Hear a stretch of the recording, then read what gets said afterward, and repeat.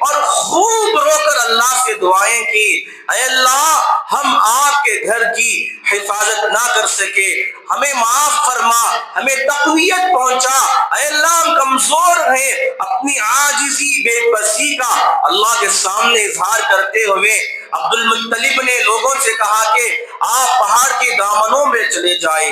پھر صبح جب ہوئی، ابرہہ ہاتھیوں کو لے کر آیا۔ اب جیسے ہی مکہ المکرمہ کے قریب تھا کہ قریب ہے حملہ ہو جائے، وہ بادشاہ جو نفیل بن حبیب کو پکڑا تھا، اس نے جا کر پہلا ہاتھی جو محمود تھا اس کے کان میں یہ بات کہہ دی کہ یہ بلد امین ہے، یہ امانت کا شہر ہے، یہ اللہ کا شہر ہے، جہاں سے تو آیا ہے واپس چلا جا۔ اب وہ حاجی وہیں بیٹھ جاتا ہے، اسے مشرق کی جانب لیتے ہیں تو چلتا ہے، دائیں جانب لیتے ہیں چلتا ہے، تینوں سمت میں چلتا ہے۔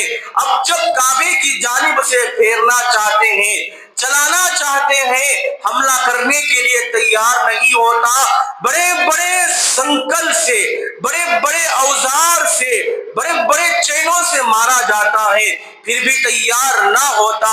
اسی درمیان میں دریا کے کنارے سے اللہ کا کرنا ایسا ہوا کہ چھوٹے پرندے جسے ابابیل کہا جاتا ہے، تین تین کنکریاں اپنی چونچوں میں، ایک چونچ میں لیتے ہوئے، دو پیروں میں دباتے ہوئے آسمان کی جانب آ گئے۔